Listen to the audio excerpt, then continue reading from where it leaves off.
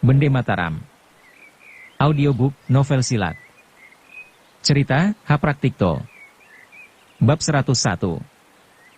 Diam-diam, hatinya mulai mengeluh.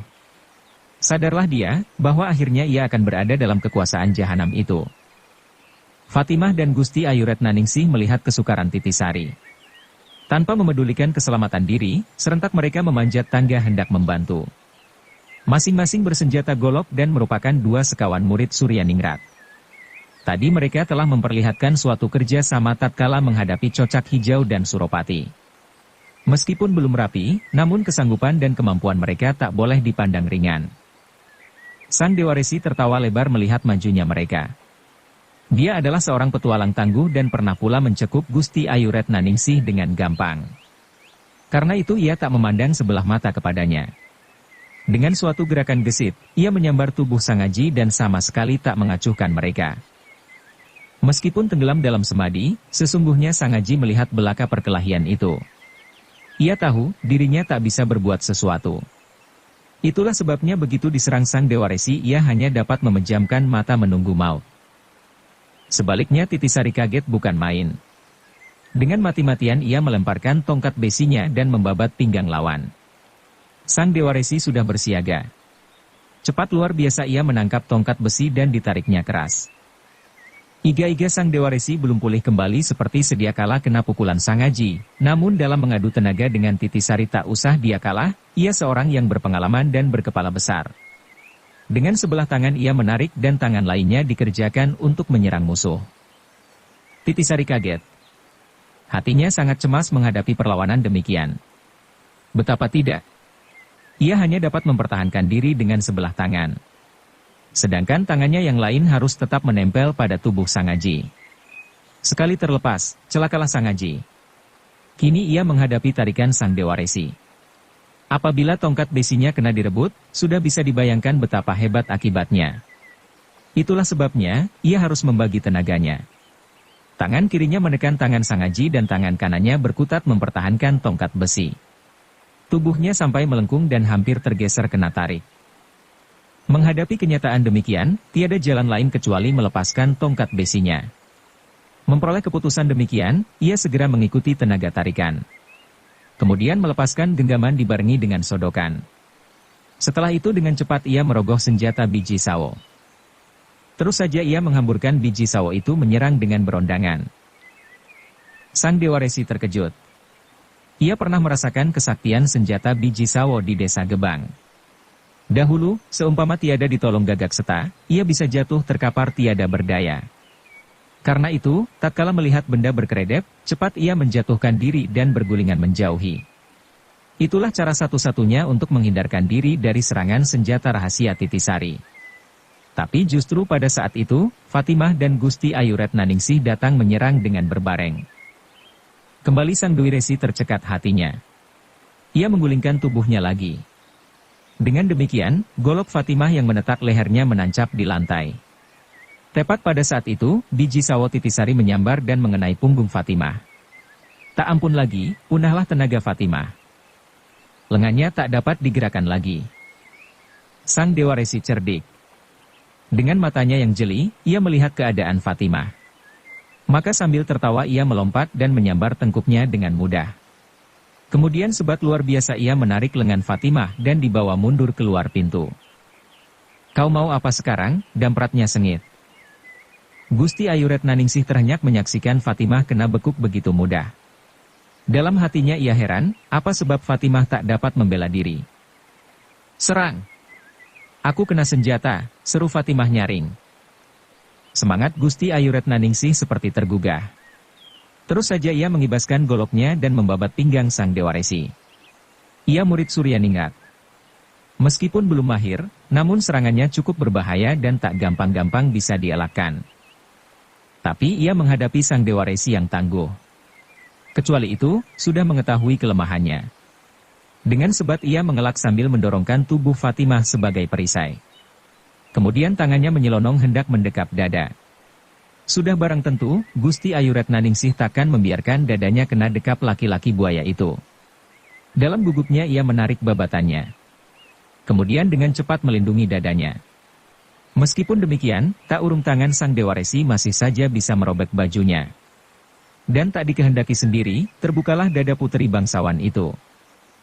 Saking kagetnya, wajah Gusti Ayu Retnaningsih pucat lesi. Sebagai seorang bangsawan besarlah arti terbukanya dadanya. Tak terasa, goloknya terlepas sendiri dari genggamannya. Lalu dengan tersipu-sipu ia mencoba menutupi dadanya. Dalam pada itu, sang Dewa Resi mencelat mundur sampai ke tangga. Kemudian dengan menggondol Fatimah ia turun ke bawah dan duduk melepaskan napas di atas meja. Mau tak mau, hatinya tergetar mengingat hebatnya serangan senjata rahasia Titisari. Ia bergidik sendiri, manakala membayangkan betapa akibatnya seumpama kena bidikan Titisari. Anak Surengpati itu benar-benar hebat, pikirnya. Baiklah, aku akan menyerangnya dari sudut ketenangan hati. Aku akan mempermainkan anak bangsawan dan gadis ini di depan hidungnya. Apabila ketenangan jahanam itu bisa kukacaukan, dia akan mati lemas sendiri. Sebagai seorang yang berpengalaman tahulah dia, bahwa pantangan seseorang yang lagi menyembuhkan luka parahnya dengan jalan bersemadi ialah kekacauan hati. Apabila kena terkacau, jalan darahnya bisa lepas tak terkendalikan.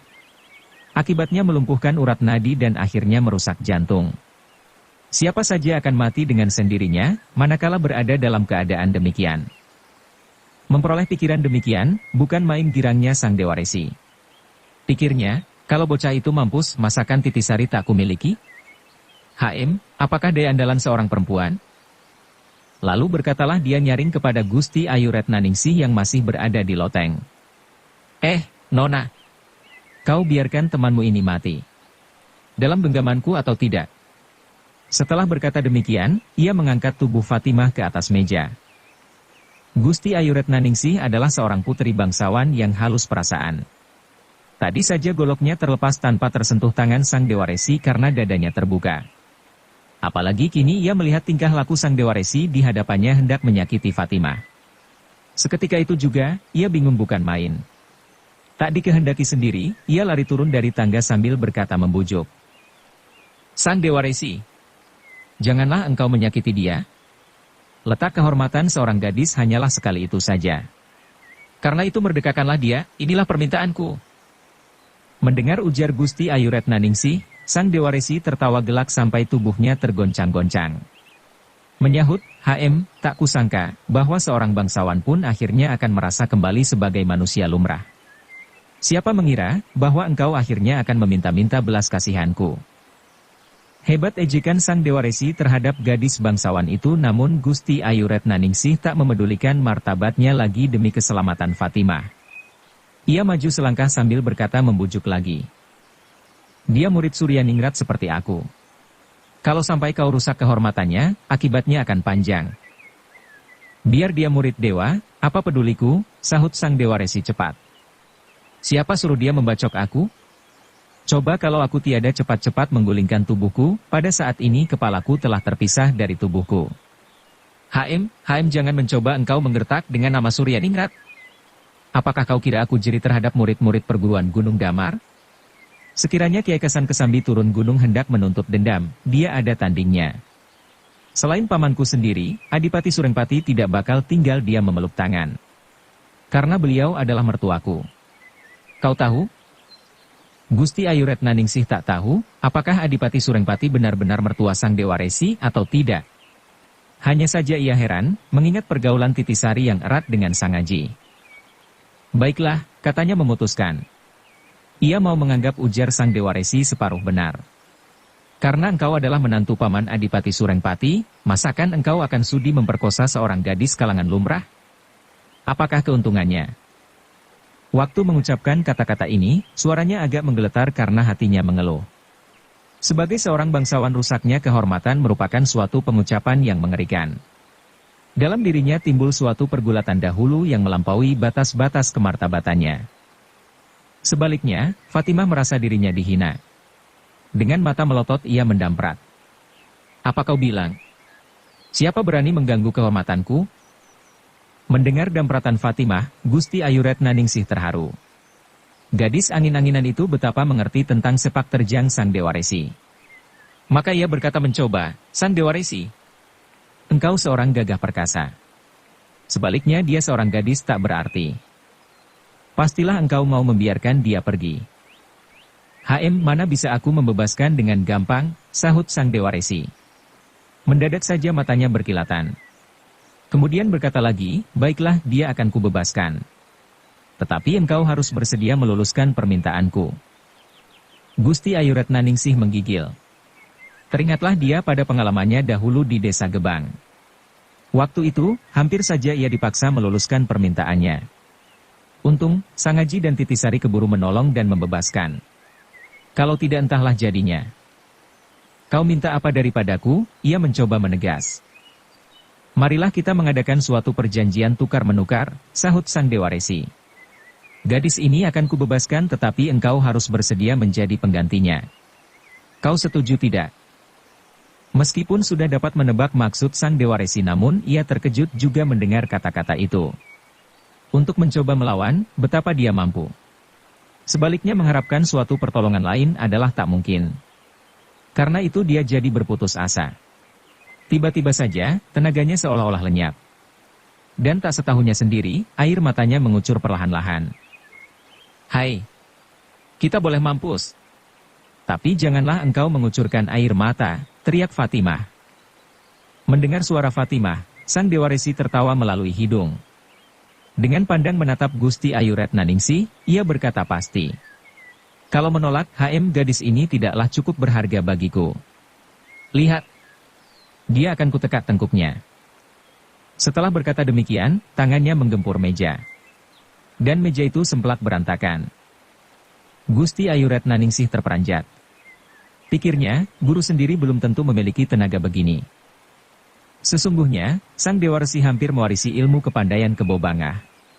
Dibandingkan dengan Suryaningrat murid bungsu Kiai Kasan Kesambi ia masih menang tangguh. Di Desa Gebang, Sangaji kena dikalahkan. Sedangkan Sangaji bisa mengalahkan Pringgasakti. Sebaliknya Wirapati dan Bagus Kempong merasa diri tak menang melawan iblis itu.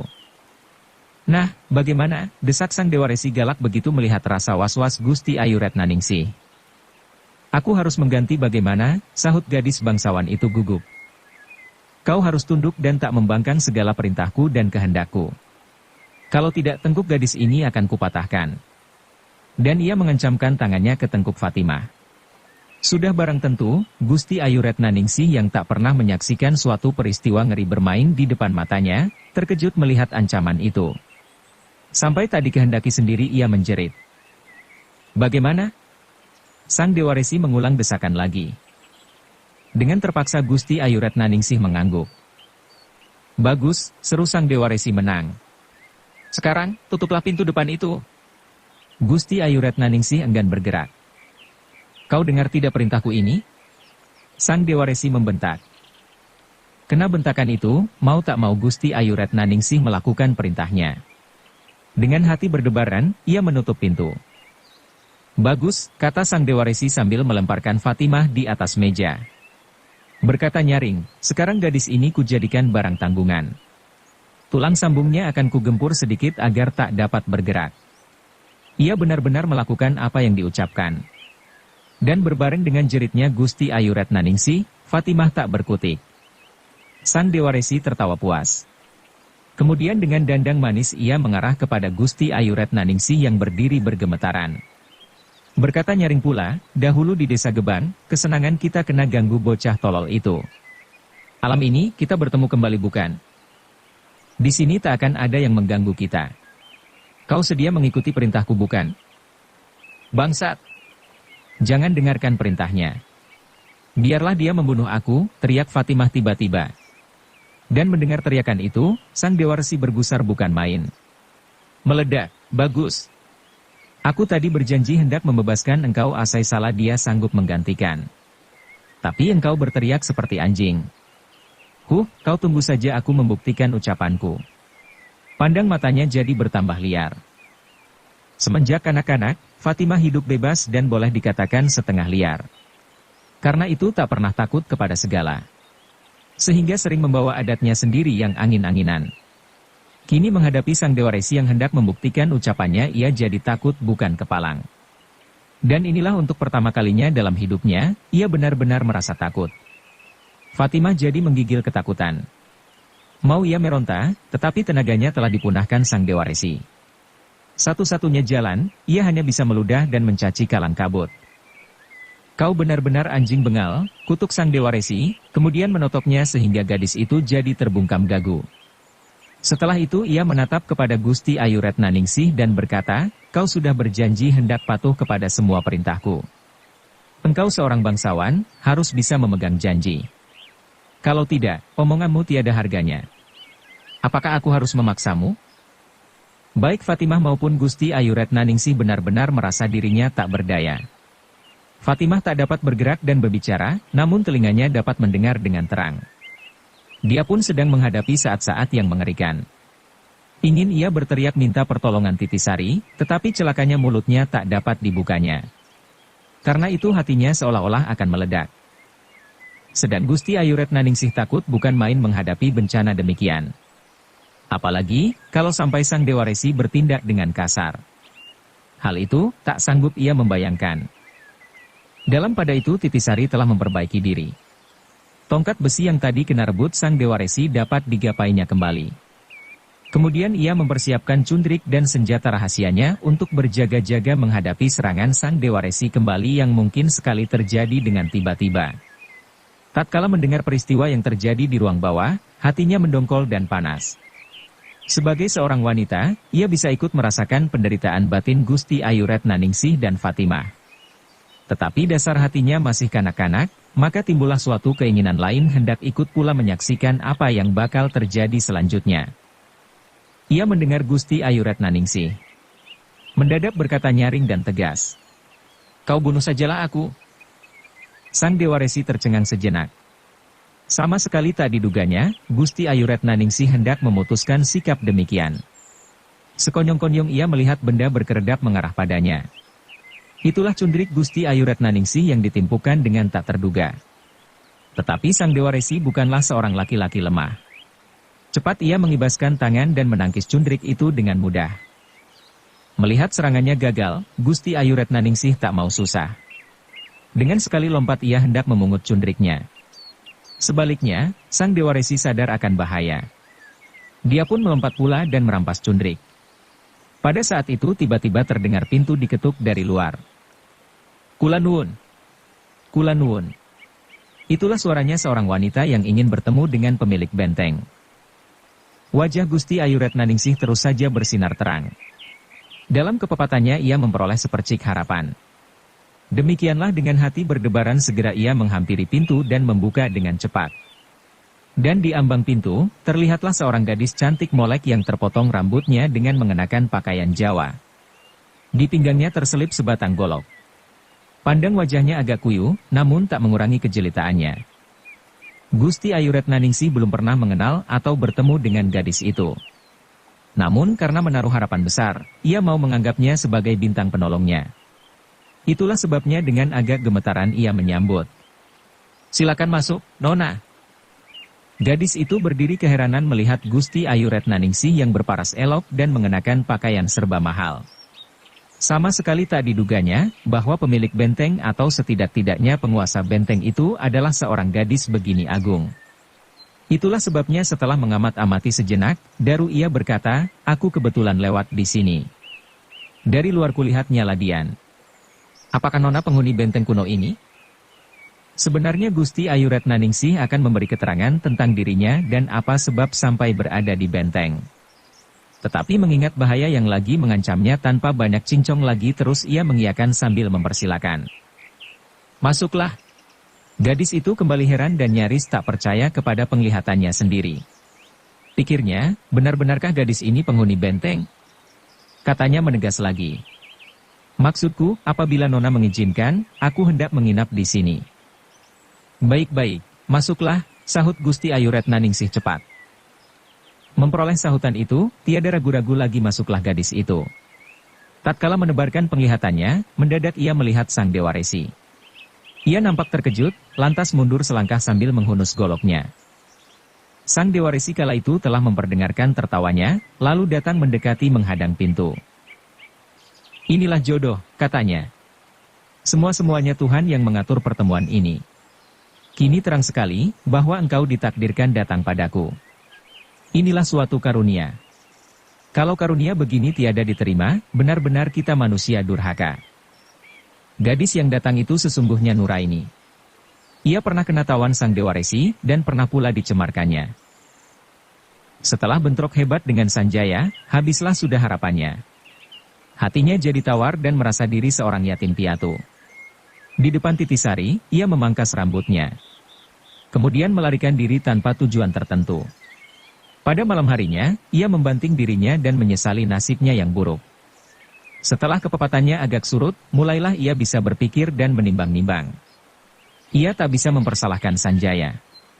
Sebaliknya, teringat kepada yang membuat gara-gara, hatinya berdendam, tapi betapa bisa melawan sang Dewa Resi yang gagah perkasa dan mempunyai kaki tangan tak terhitung jumlahnya. Meskipun demikian, setelah menimbang-nimbang beberapa hari lamanya, ia jadi nekat. Pertama-tama ia hendak berpamit dari Sanjaya, untuk berpisahan selama-lamanya. Kemudian mencari sang Dewa Resi untuk membuat perhitungan. Demikianlah, setelah menetapkan hati, ia berangkat ke timur hendak mencari Kabupaten Bumi Gede. Di luar dugaannya, perang mulai pecah. Dengan sendirinya ia memperoleh kesukaran-kesukaran di luar keinginan. Sanjaya tak dapat diketemukan. Kabupaten Bumi Gede kosong. Semua pahlawan-pahlawannya berangkat ke medan perang.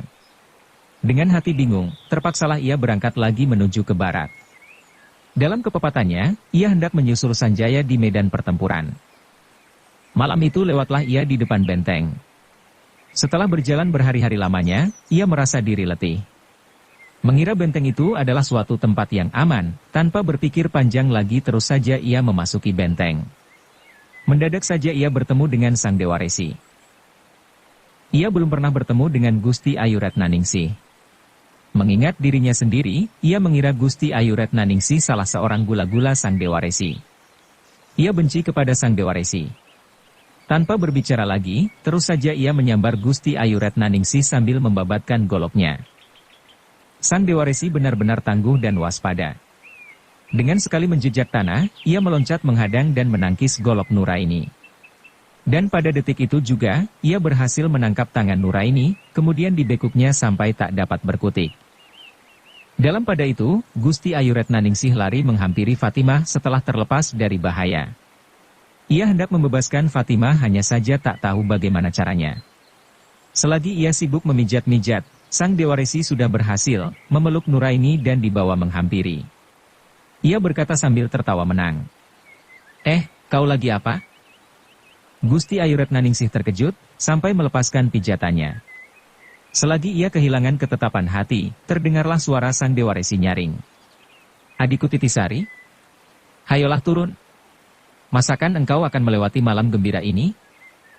Hampir berbareng dengan ucapannya terlihatlah sesosok bayangan berkelebat memasuki pintu. Dialah Sanjaya, anak angkat Pangeran Bumi Gede. Seperti diketahui, Sanjaya keluar benteng dengan Pangeran Bumi Gede bersama-sama lengan kaburnya Manyar Sewu, Cocak Hijau, Yuyu Rumpung dan lain-lainnya. Pada saat itu pertempuran makin lama makin sengit. Rasakan gabungan antara Pangeran Bumi Gede dan Patih Danureja II kena didesak mundur oleh Laskar Kesultanan di bawah pimpinan Pangeran Ontowiryo. Meskipun demikian, kekalahan ini belum merupakan kekalahan mutlak. Masing-masing pihak masih bisa saling menerobos garis pertahanan. Karena itu, Pangeran Ontowiryo dapat datang sampai di benteng itu. Sebaliknya Pangeran Bumi Gede dan Sanjaya saat itu berada di belakang garis depan Laskar Kesultanan. Setelah berputar-putar, Sanjaya berpisah lari ayah angkatnya. Mereka saling berjanji hendak bertemu kembali di benteng itu. Di tengah jalan mendadak ia melihat berkelebatnya Nuraini. Terus saja ia menguntitnya, heranlah dia. Waktu melihat Nuraini bersinggah di benteng itu, kecurigaannya timbul. Dengan mengendap-endap ia menghampiri benteng dan mengintip dari balik tembok. Begitu melihat sepak terjang sang Dewa Resi terhadap kekasihnya, hatinya mendongkol. Memang, diam-diam ia bersakit hati terhadap pendekar Banyumas itu yang memperlakukan Nuraini begitu rupa di lumbung desa dahulu. Kini dengan mata kepalanya sendiri, ia menyaksikan betapa sang Dewa Resi memeluk Nuraini dan Gusti Ayu Retnaningsih dengan bernafsu, sedang Fatimah menggeletak tak berdaya di atas meja. Ia belum kenal Gusti Ayu Retnaningsih dan Fatimah, tetapi sudah dapat menduga-duga 7 bagian sebelumnya. Endoromas Sanjaya, seru sang Dewa Resi girang. Kau datang lagi. Inilah namanya, engkau lagi kejatuhan rejeki. Dengan menahan sakit hati, Sanjaya mengangguk, ia berpura-pura membawa sikap belum mengenal ketiga gadis itu semua. Meskipun demikian, pandangannya kelihatan geram. Melihat sikap Sanjaya dengan pandangannya agak geram, sang Dewa Resi mengernyitkan alis. Jangan cemburu, Endoromas. Aku pun takkan serakah. Kau boleh pilih, mana saja yang kau sukai. Kembali Sanjaya mengangguk. Matanya mencuri pandang kepada Nuraini yang kena peluk tak berkutik. Sang Dewa Resi tertawa perlahan. Kemudian berkata acuh tak acuh. Ketiga-tiganya ini adalah milikku.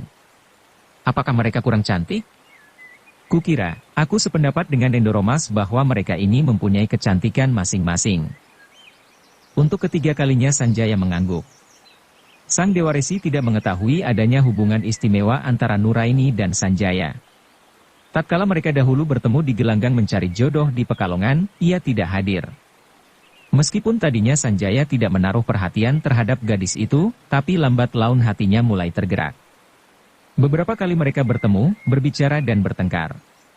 Betapapun meninggalkan kesan juga.